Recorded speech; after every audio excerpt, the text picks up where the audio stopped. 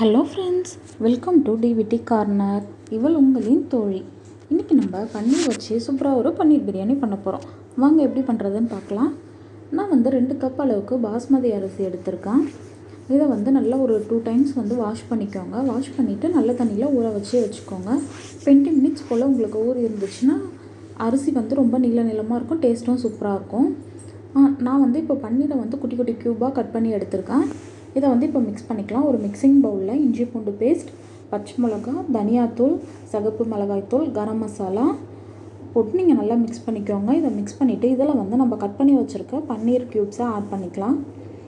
அதோட கொஞ்சமாக lemon juice, பன்னீருக்கு தேவையான அளவுக்கு உப்பு அது வரைக்கும் ஆட் பண்ணிவிட்டு நல்லா மிக்ஸ் பண்ணிவிடுங்க. இதையும் ஒரு 15 to 20 மினிட்ஸ் நீங்கள் ஊற வச்சுடுங்க. அப்போ டேஸ்ட்டு ரொம்ப சூப்பராக இருக்கும். நல்லா பன்னீரில் உங்களுக்கு மசாலாலாம் இறங்கி இருக்கும் நம்ம இந்த மாதிரி ஊற வச்சு பண்ணும்போது. அதுக்காக தான் நம்ம இந்த மாதிரி பண்ணி வைக்கிறோம்.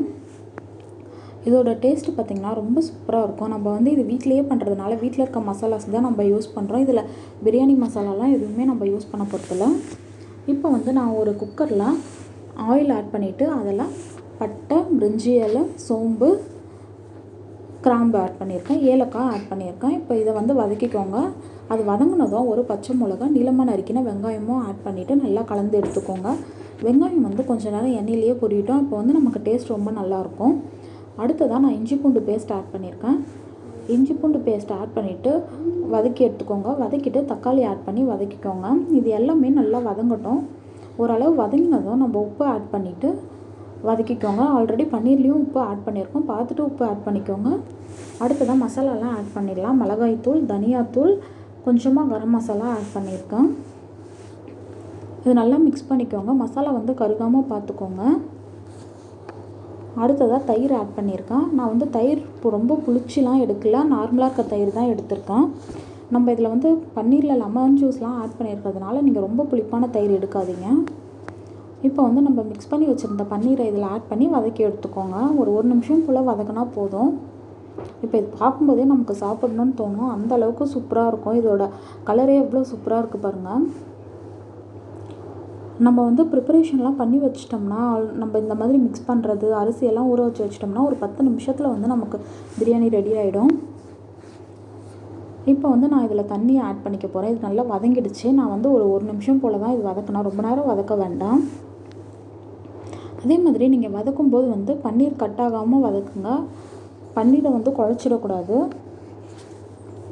இந்த டம்ளரில் நான் 2 டம்ளர் போல் அரிசி எடுத்தேன். இப்போ இதில் நான் 3 டம்ளர் அளவுக்கு தண்ணி ஆட் பண்ணிக்கிறேன். நீங்கள் எடுக்கிற அரிசியை பொறுத்து தண்ணீர் அளவு மாற்றிக்கோங்க.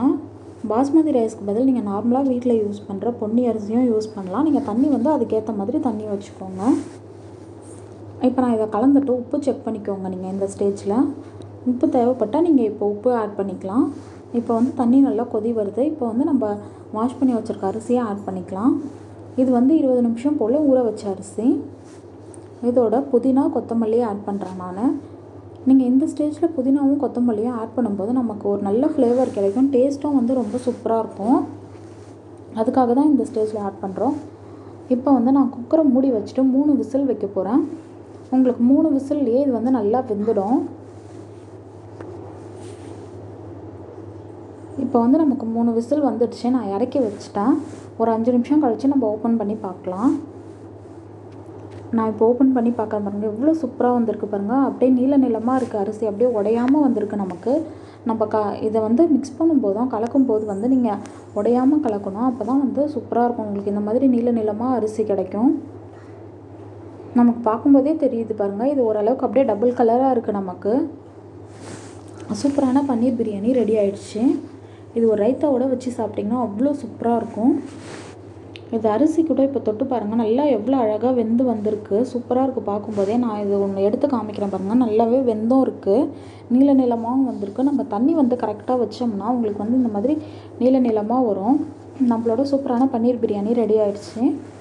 ஆல்ரெடி நம்ம மஷ்ரூம் பிரியாணி குக்கர்லேயே எப்படி விசில் இல்லாமல் பண்ணுறது அப்படின்னு வீடியோ போட்டிருக்கோம். அதோட லிங்க் கீழே டிஸ்கிரிப்ஷனில் தரேன், வேணா செக் பண்ணிக்கோங்க.